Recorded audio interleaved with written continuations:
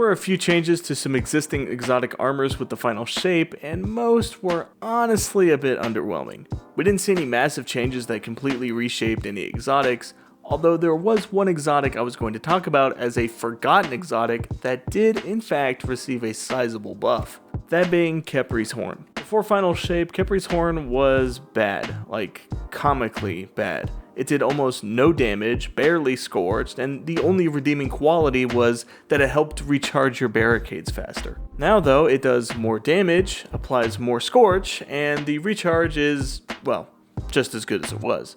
But was this enough for this exotic, or will it be forgotten once again? Well, TLDR, this thing is actually great.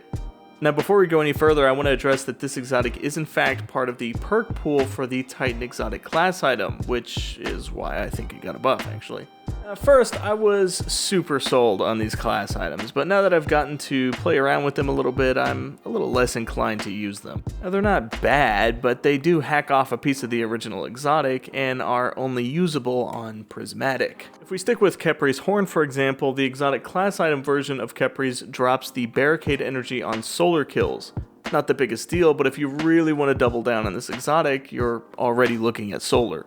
More scorch, even more barricade energy, and better synergy overall for what this exotic does. Let me show you what I'm running so that we're all on the same page as the discussion of this exotic goes on. So really quick rundown of the specifics of this exotic according to Item Manager.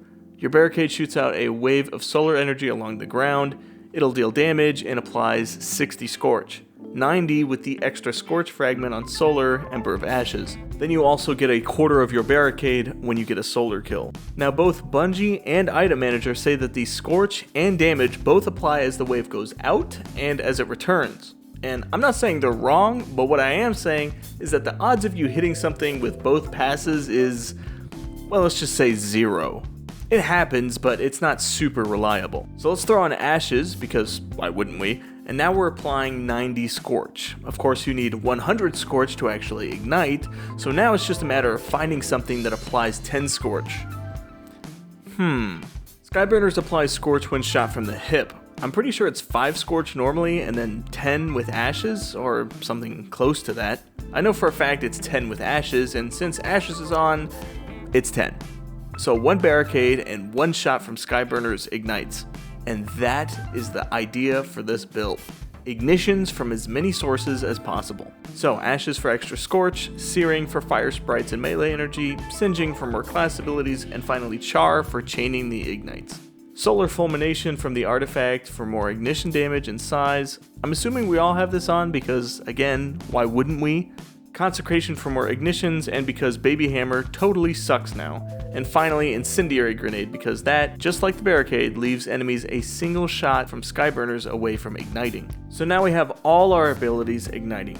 They leave enemies just barely outside of that 100 Scorch for an ignition, and Skyburners tips that over and causes the ignition. Of course, if anything lives, then you start seeing the chain ignites from Char and Fulmination. I'm not sure if Fulmination is supposed to be this crazy with Char, but I'll take it. If it is a bit cattywampus and isn't supposed to work like this and gets fixed, I won't be too upset. Honestly, it's cool when it happens, but the odds are that stuff is just gonna die before the chain can happen more than once. It's a full and complete loop. Solar kills and scorch damage charge the barricade, which deals a bunch of damage and applies a ton of scorch. When enemies die while scorched, they give melee energy and actually grenade energy as well through fire sprites. If you're in tougher content where you won't be getting as many kills, you can still reliably get your barricade back by scorching things, which Skyburners does really easily. And this is the build. It's not overly complicated, honestly it's really simple, but I absolutely love it. Having all 3 of your abilities provide you with some sort of offensive capability is really, really great. And then of course the ignitions are just amazing. Great single target damage, great group damage. It's not without its issues though. The biggest problem I was running into was the wave from the barricade being funky.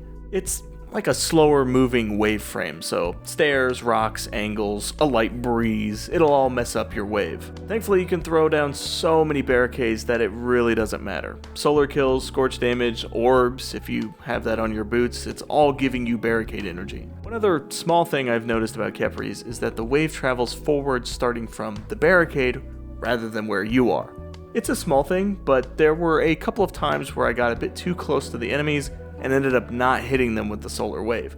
Again, it's a it's a very small thing, but it is something that you need to keep in mind. All this together was incredible. I don't think I've had this much fun on a Solar Titan since they nerfed Baby Hammer. The amount of ignitions is insane. I know a lot of people are running ignition builds recently with the new artifact perks, but really, this one I think might probably be my favorite. You don't need to sacrifice consecration or your sunspot healing, it just adds to what already exists within the kit, and it does so flawlessly. Sunspots, scorch kills, and fire sprites keep you stocked up on all your abilities, and all of your abilities feed each other. A little while ago I was really singing the praises of the Lance Cap, and honestly I'm starting to think that Khepri's is a very similarly hidden gem, only for solar. Coincidentally, they're both barricade exotics, which is kind of weird. Really, you have got to try this. If you're not a fan of the Titan, this probably won't sell you on the class, but if you're looking for something a bit different or just something strong on the Titan, I really do think Khepri's might be what you're looking for. Let me know if you've used Khepri's horn and what you think about it. If there are any other exotics you think are slept on, also let me know. Until next time.